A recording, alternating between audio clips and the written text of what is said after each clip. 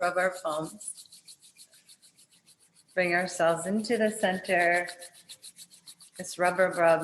Press the palms, bring them to your heart. Close your eyes and breathe.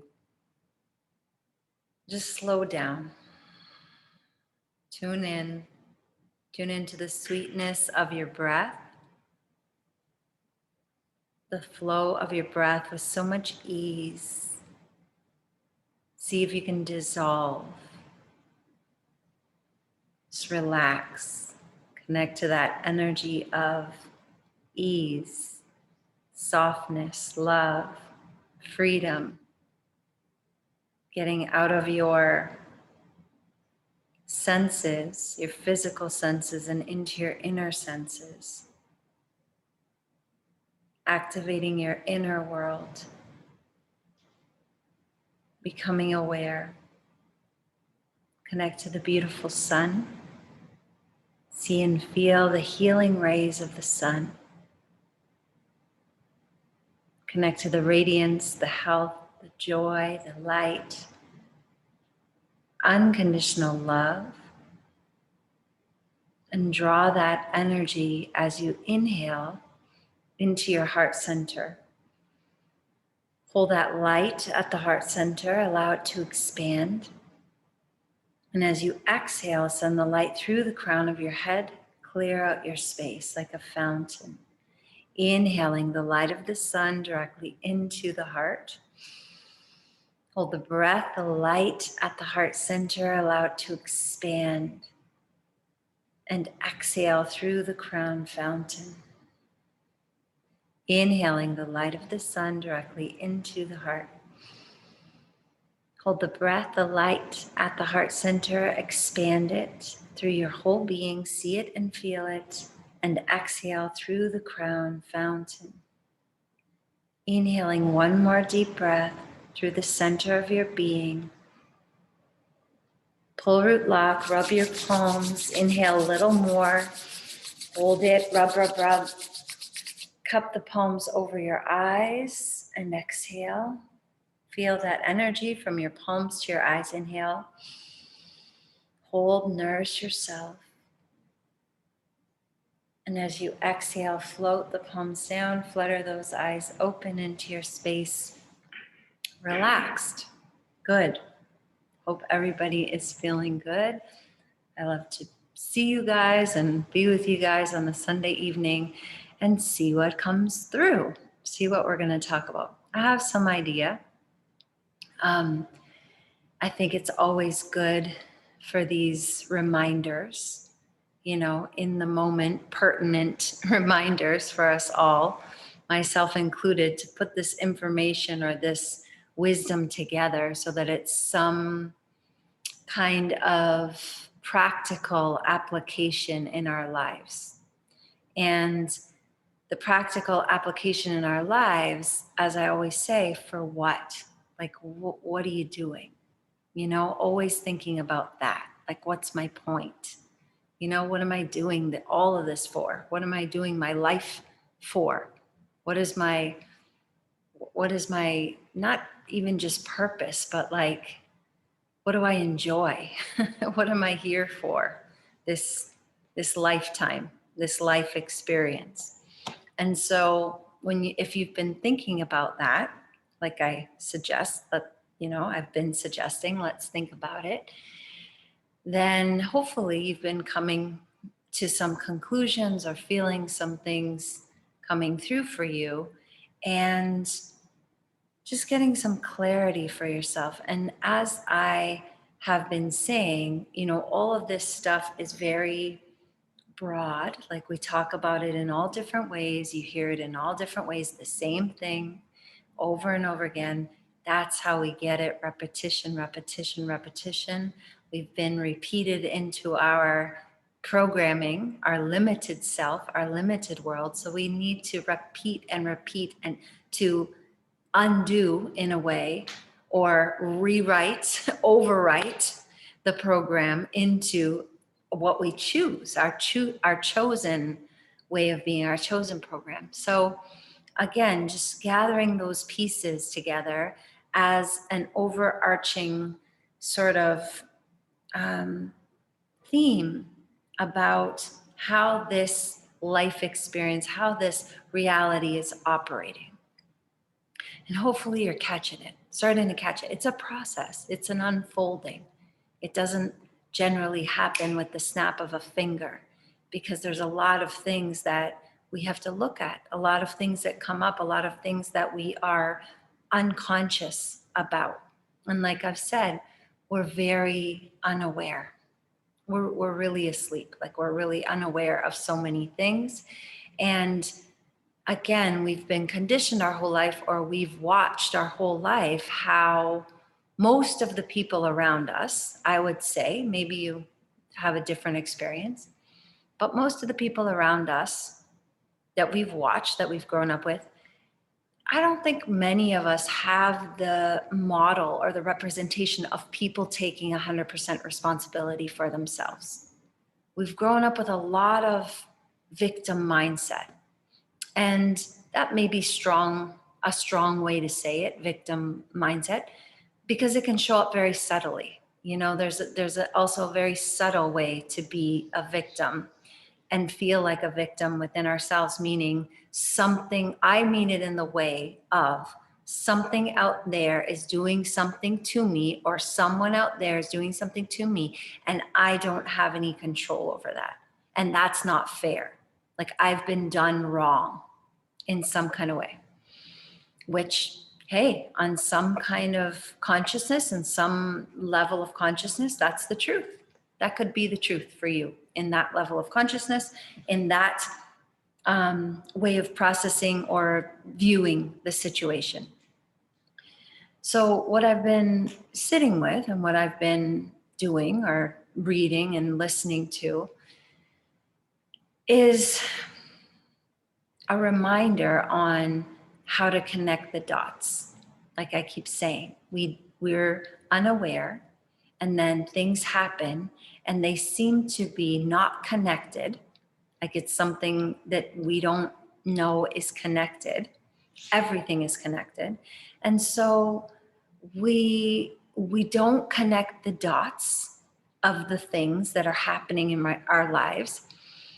And that's how we can subtly have that sort of things are against me, or a victim, or, you know, it's not even, I hope you're catching what I'm saying. It's not just victim, like you got hurt or something happened, but it's like this way of feeling that is like something is beyond my control. That's basically it. So not empowered, let's say. So you're out of your power. You don't feel empowered. You feel hopeless, or you feel, you know, like I've been saying, you know, I am not here saying you don't feel your feelings, or that negative feelings are bad, or if you're sad, or if you feel, you know, upset about something, that is bad. Of course it is not. It is not. It's just that, like I've said, we are not conditioned, trained, aware enough to use it in the proper way, to feel those feelings and then ask ourselves the question, why? Why do I feel so sad? Why do I feel so sad? Why do I feel so helpless or hopeless? And then, you know, mostly I would say, what do? We go to the circumstance. Well, because such and such happened, and so is this. So that's why. And again, like I'm saying, multidimensional beings, we are on some level legit, correct, valid, truth, right? Because it feels like that. And that's what it seems like this cause, like this thing, this circumstance is causing me to feel this way. If we are because we are becoming more and more aware, what I'm talking about connecting the dots in an empowering way, is saying beyond that, like deeper than that sadness, or deeper than that helplessness, or deeper than that upset, what is behind of that? Why? You know, like I'm saying, just ask ourselves, like, what do I think is out of my power? What do I think is out of my control or my command within me? Is there something different that I can do within me? Number one. Number two, if this thing that is happening, if I'm very honest with myself, which I've been saying a lot, being in integrity with yourself, being honest with yourself, can I trace it back? Here's interesting.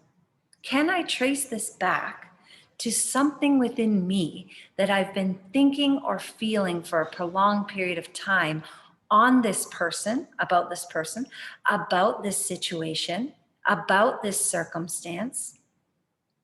Can I take it back to me and see again where I've been participating or where I've been holding in place this story, this thing here that's happening?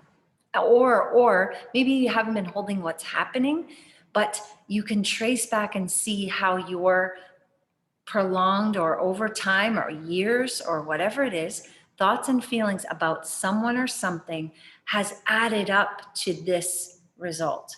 Now, this isn't something little.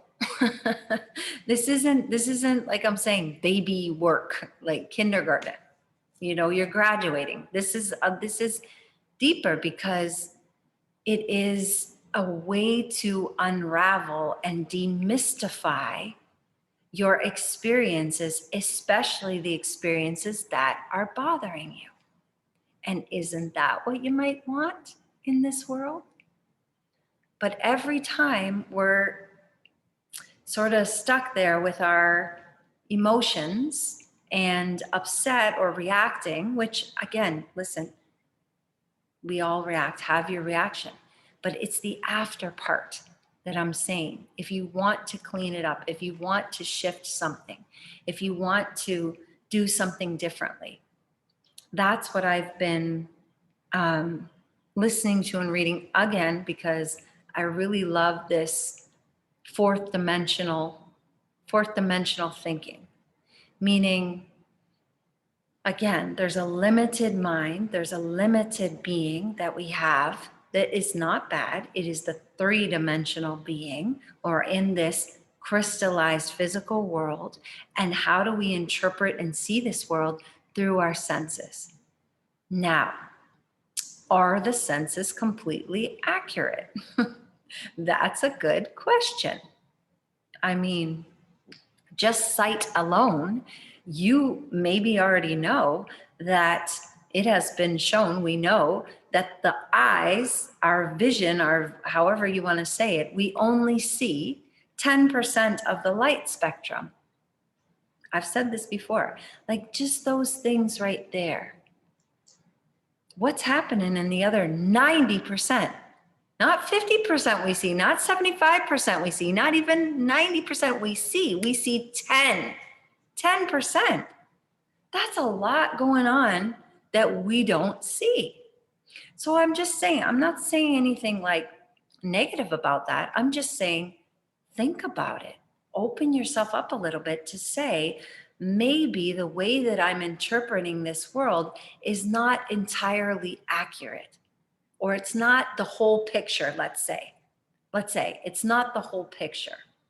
So I'm interpreting these things, what I'm seeing, what I'm sensing, what I'm smelling, what I'm hearing, what I'm tasting, through these senses, which give me the ability to experience this world, but they're not creating the world.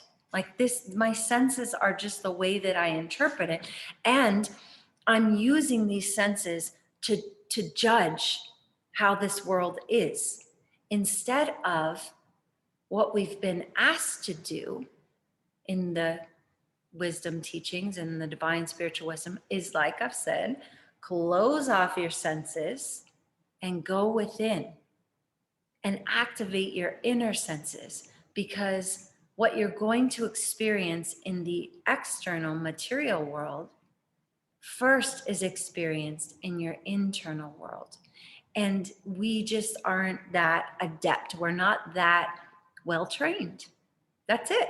We've just been doing this one, and it seems like that's how it is. It's kind of like seems normal, and that's just how we operate. And we just don't put a lot of attention again on the cause, on the greater self.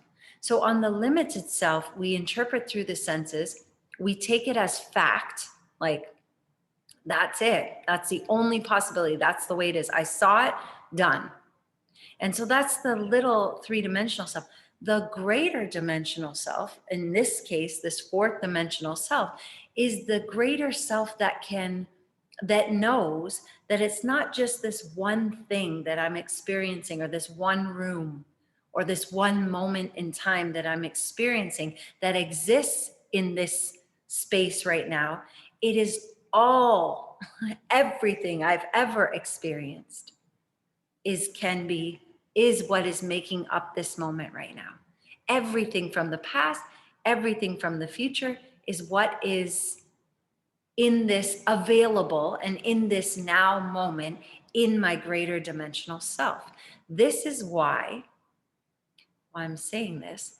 This is why when you imagine a scene in the future, let's say, in your internal state, why your being, there's no, well, that's going to happen then, or that happened before. When you're closing off your physical senses to the material world and going into the world of cause, and you're experiencing it, it is as if it's done, because it's done.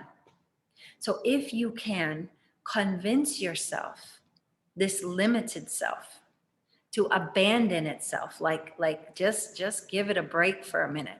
Because also, like, why not? Why not give it a shot? Because it's cool here. Like, it's cool, whatever you're doing, whatever you've experienced, your life, if you're just kind of going along, like, let's see what happens, and now you're getting a taste of this stuff, maybe directing your experience in a better way, or using it to help yourself and help others, your family, your friends, anything, strangers that you hear need a little uplifting, and then you have a different experience of that situation or that person. I mean, why wouldn't you go all in and give it a shot? Now, the thing is, what I'm saying also, back to the, that we don't trace it back. This is like this mental diet.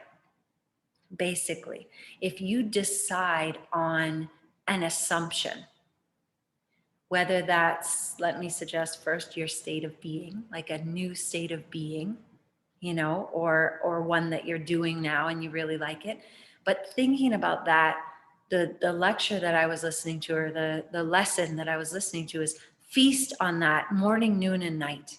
You have to feast on it in your mind, because the story was correlated to, and it was a Neville story about when he was in Barbados and they would eat duck. But the duck that was fed fish all the time tasted like fish.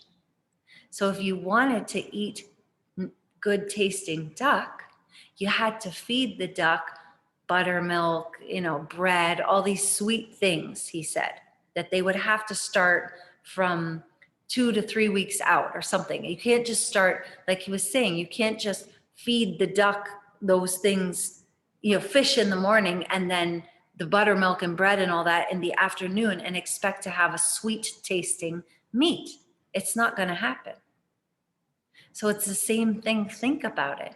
You can't, he correlated it to, you can't just do a little meditation in the morning or a little meditation in the evening and then all through the day feast on stuff that isn't sweet, isn't lovely, isn't good regard, isn't in the same, direction, like I always say, that you want to go, that you say that you're going, that you say that you are. So you have to practice. You have to practice. And what is the practice? Awareness. You have to be aware. And I'm saying we have so many opportunities. We have so many opportunities. And I know a lot of people, I talk to a lot of people share a lot of stuff with me, what they're going through, what's going on. And I I appreciate it because it helps me get clarity. It helps me get clarity. I see a lot of patterns, and then it helps me say, why? Like, why do we do that? Why do we do that?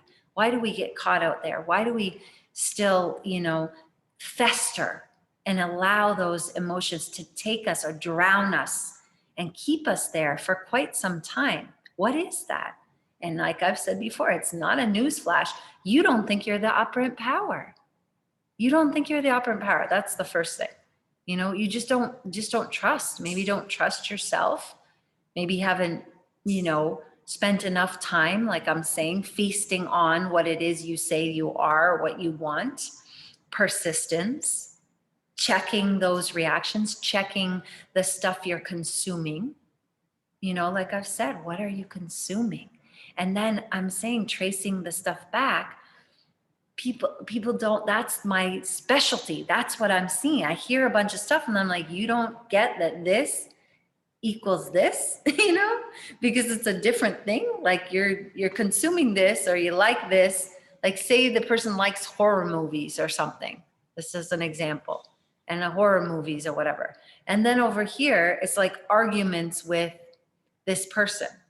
And they don't make the connection that what you're consuming, that's a made up example, I don't know. What you're consuming over here through your senses and how you're interpreting it is adding up to the other experiences in your life. And people just don't always make that connection. So if you're having stress or difficulty in one area of your life, just think about it. It's not an isolated thing. It's not an isolated thing. And it's not really that difficult, I wouldn't say, to trace it back to where is this coming from. Maybe you have cleaned up your stuff and you're keeping yourself in harmony and you're aware of love, you being love. And I'm saying, like, some of these things are a habit. They've been practiced for a long time, and then they become a habit and we don't realize. Like I said, we're a little unconscious or a lot unconscious, and we're unaware. So when they come up again, instead of just reacting or getting confused and all that, like that confused too, that's a lie. You're not confused. You're not confused. There's no reason to be confused. Confusion also is a clue. Maybe I don't want to look at something. That's what I see. When people are confused, if they don't want to connect those dots because it's something maybe difficult or challenging that they have to look at about themselves or their habits. And maybe they don't even know that the way that they're choosing to react or the emotions that they go to on a, predominantly guilt or shame or anger or whatever that is. We all know people in our lives, or maybe even ourselves, but I'm sure you can see there's just certain people you just see that that's their go-to. When something happens, like that person's going to be irritated, or that person just goes in a depression. You know what I mean? There's like default things that people go to, and we don't really catch it. We just stay there. A lot of people just stay there in that woe is me kind of vibe. And I'm saying that doesn't really, it's fine, just doesn't serve you. And I know that you can use that for your benefit. You can look at it, you can say, ooh, where am I feeling like I'm a little bit of a victim here? Or where am I feeling like I'm not the operant power? Or where am I continuing the story? How can I take responsibility for this story, narrative, whatever I've been continuing to have, probably not at a high conscious level, or even if it was conscious, you didn't think that you needed to change it or soften it, or maybe, drop it, even just drop it. And if you know what I mean, like a family member, let's say, like having a story about them, and it's just your practice story. And I mean, good or bad, we sometimes don't really think about it. We just, again, let it ride. We just let it ride. And then we get some results, and then we get reactive, or we feel bad, or that's too bad. And it's just like, well, there's more you can do than that, than feeling like that's too bad. You could do so much stuff. This is what I'm saying about this thinking greater, in your greater mind that has access to every single thing, every single moment, the past, present, future, everything that you can craft, you can mold, like the clay. You don't like it, it's clay. You could just break it down and mold something different. And if there is a resistance to doing that, just again, inquiry. Why? Why am I fixed on this one way that is producing results that I don't actually like? What is it? What is that? Do I feel right? Do I feel righteous? Do I feel better than? What is it? Just asking yourself the questions, being willing to sit in integrity with yourself, in truth with yourself of why. Why do I want to continue this? Revision, all of that stuff. If you're not doing it, once again, just it's giving you the best opportunity to have a smoother, a more lovely, a more harmonious experience from this now moment forward, whatever that means. But you can experience it now.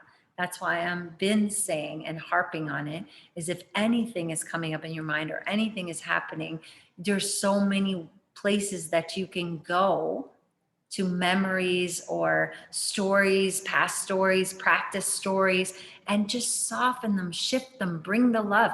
Who do you say that you are now? And are you being that in all aspects of your life or in all places with all people? And if no, why? Why not? If you say, let's say, I'm unconditional love, or again, maybe it's not that. Maybe your thing isn't unconditional love. Even if you say, I am radiantly healthy, or I am infinitely abundant. Is that infinitely abundant in all relationships? Does that match? Or radiantly healthy, like I've said, is that radiant health in that past relationship or that present relationship with that person? Does that feel radiantly healthy? Like, just again, asking the questions, because I'm saying if you start becoming more and more aware and connecting these dots, you will see, I did that. These are the results that I produced. And then the last part is, then there's a step.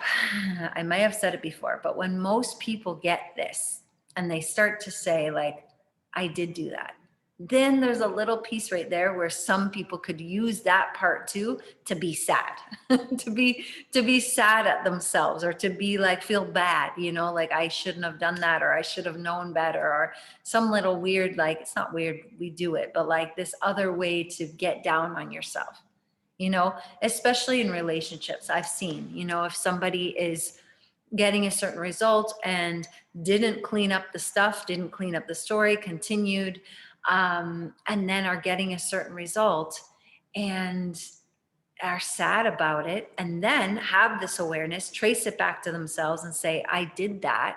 Then that part right there, then I've also seen people get sad for that.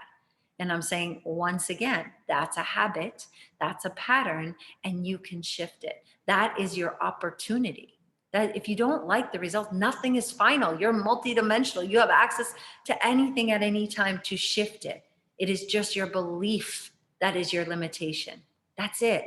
It's your belief that that's not possible that makes it not possible. So just give it a shot. You have nothing to lose, zero to lose. Because if I've said before, if it's already bad, or if you already don't like the results, what's the difference? What's the difference in believing in a possibility of something different showing up? There's nothing to lose, absolutely zero, and everything to gain. Because if you truly do it, you will get a better result every time. But we have practice habits, and we are very loose with our words, loose with our words. And imagine how loose we are with our thoughts if we're so loose with our words. I have like people talking about relationships a lot, because that's a big thing for a lot of people, not being able to, or having the discrepancies in relationships or arguments or whatever that is. And I'm saying, if you want to be with the person and continue to be with the person, you should never talk bad about them to anyone, ever, never. And That's tough for a lot of people. They want to complain. They want to vent. They want to share what their partner is doing wrong. And I'm saying it's not a good idea if you want to continue the relationship.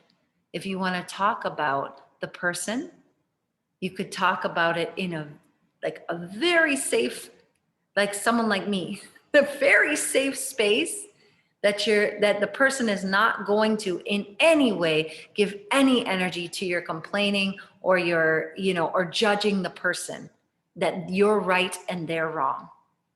But people who I hear or come to me and are talking shit about their partner or complaining about their partner, I'm like, you want to be with this person?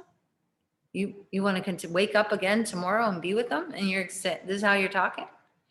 That's all right. That's interesting. That's interesting. And listen, we all have done it. Everybody does it. That's what I'm saying. We think it's normal. We think that that's normal in relationships, to get together with your friends or talk with your family member or whatever about your partner. Don't do it. If you want to be in that relationship and you want it to be a harmonious relationship, don't do it. Take it back to yourself. Figure out what's going on with you. What is your practice story? Why do you need to be the superior one or the right one or whatever? Just figure out your own pattern. Fix it within you. Decide what you want. Uplift them in your mind. Change it. Change the end. Hear them telling you something different. If you can't do that, or if you don't believe that that's true, you haven't tried it. As especially with partnership, it's actually pretty easy. It actually shifts really, really fast if you know what to do. But this is a good example for what I'm talking about, that people don't want to acknowledge and connect the dots to their prolonged story in history they have with that person.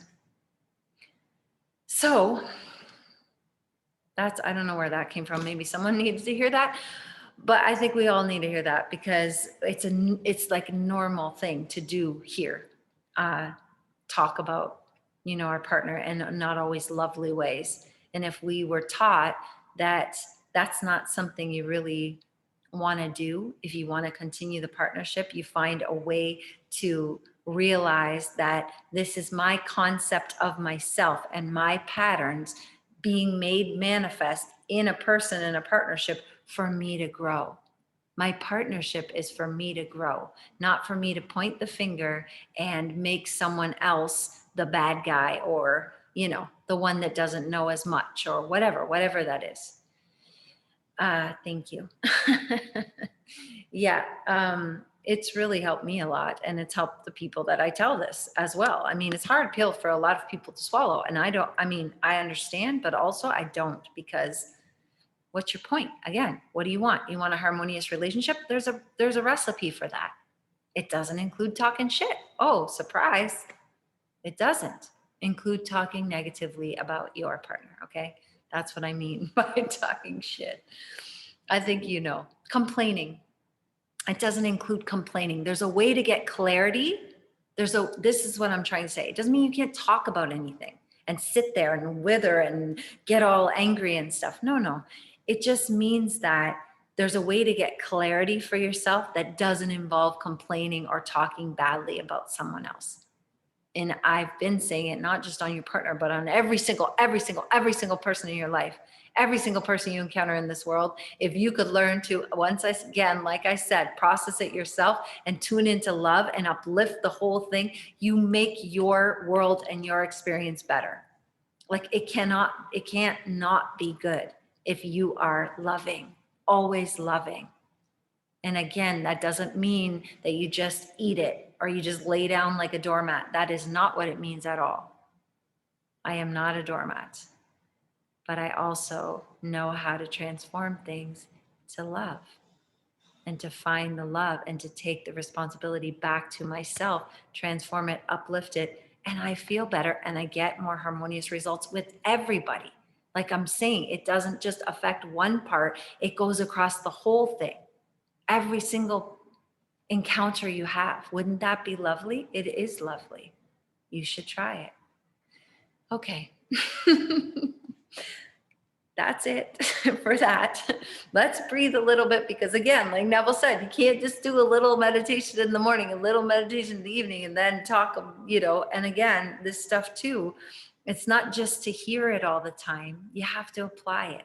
And how do we apply it? We have to harmonize. We have the best tools, we really do, to breathe, like get a rhythm. Put your mind, rock yourself into a rhythm.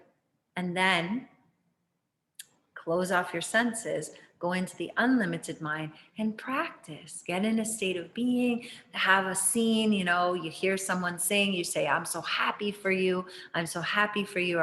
Or they're saying to you, congratulations. And you're like, thank you so much. I knew it was going to happen. Whatever it is, you got to practice. Okay. Let's stretch a little bit.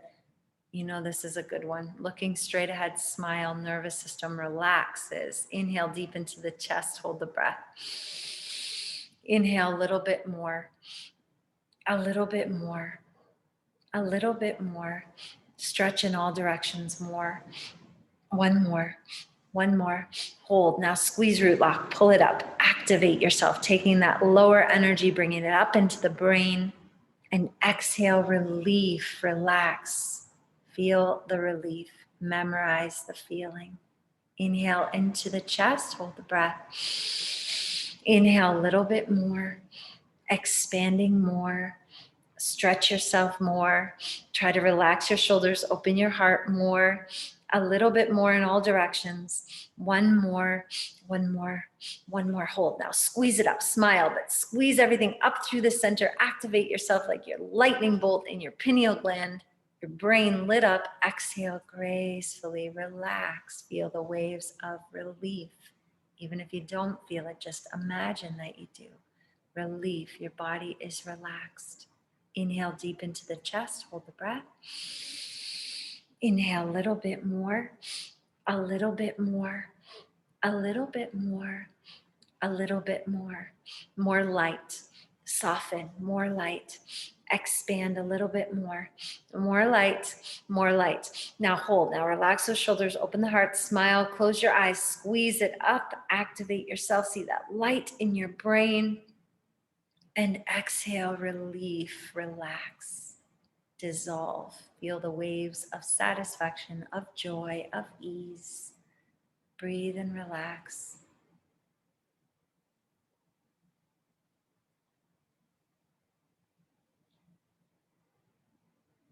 The other thing why we always practice ease and stretching and then relaxing, because when you're imagining something or you are embodying it, you can't force it. There's no tension. You can't allow energy to flow through a tense thing. I need this. It has to be relaxed. You have to relax. You have to ease. If you knew that it was done, if you knew you couldn't fail, if you knew that everything is working out even better than you imagined, how would you feel? You would relax. You would relax. And it sometimes feels challenging or it's counter to what you want to do, but you have to practice. That's why we practice. Okay. Let's do a rhythm, get ourselves in a nice rhythm. Inhaling, hold, exhale, hold out. 4, 4, 4, 4. Again, practicing all aspects of life, being comfortable, intaking or taking in, holding and sustaining, letting go and holding it out. We're practicing. All of this is symbols, practice, aligning and harmonizing ourselves.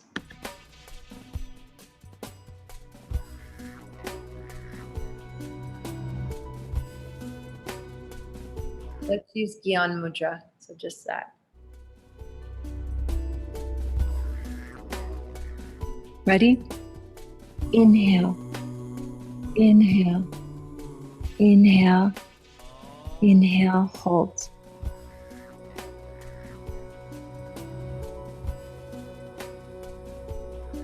Exhale, exhale, exhale, exhale.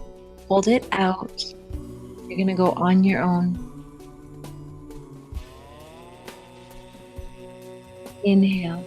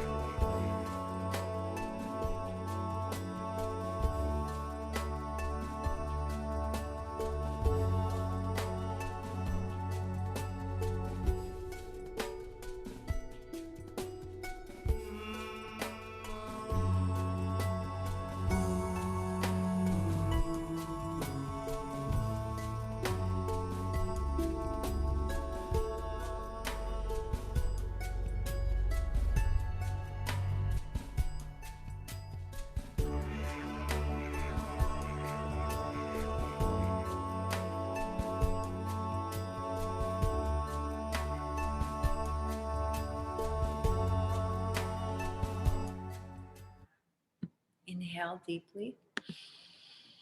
Hold the breath. And exhale. Inhale, reach, stretch. Inhale more, hold it, shake it, shake it, shake it. And exhale, inhale, and exhale. Just sit quietly, just tuning into the harmony, the rhythm, the coherence, the perfection within you and all around you. See it and feel it. Connect to it.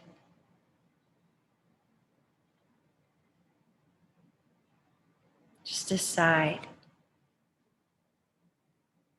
Looking straight ahead, suck the tongue up, stretch that ligament, look at the tip of your nose.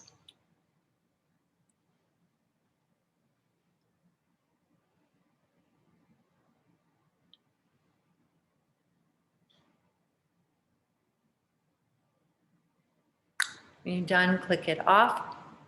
Swallow saliva, stick out your tongue, look at the third eye, tuck your chin.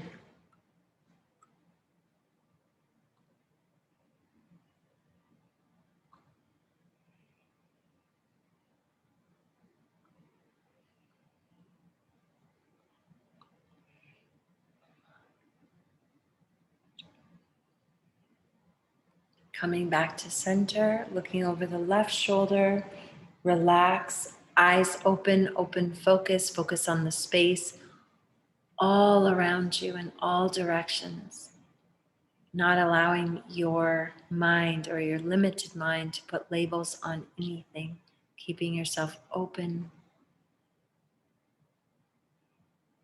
Coming through the center all the way to the right. Again, open focus, deciding what you want to see with your inner and outer senses. Coming into center, looking up. Relax your forehead, look into the infinite blue sky. Take that peace through your whole being.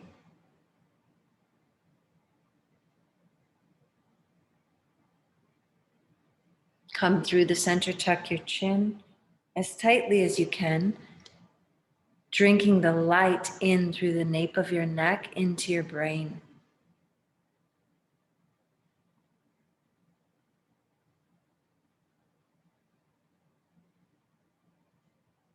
Good, coming center. These are really good before bed. Fingertips together, bring your nose or plug your nose, looking up, inhale. Puff the cheeks, tip the chin, hold.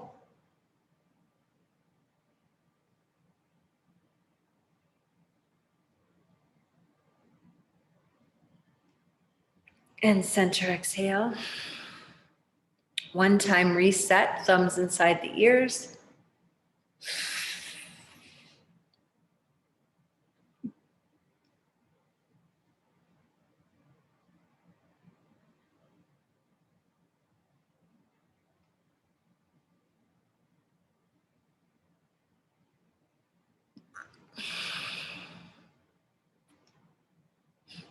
When you're done, just popping your thumbs out, sitting quietly.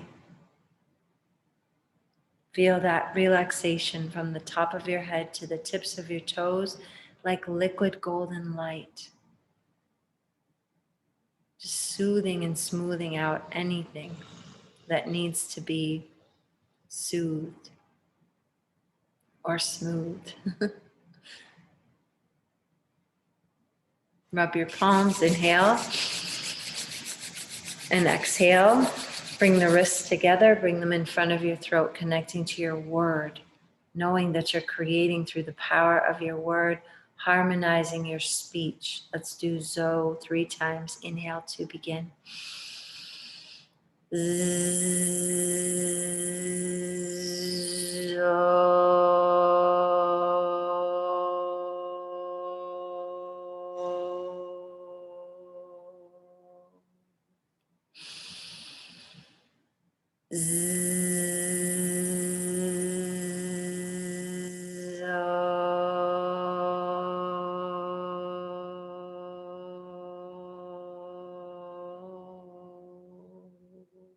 One more.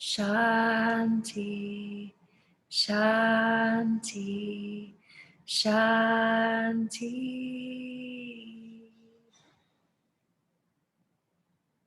Thank you guys. Thanks for joining me.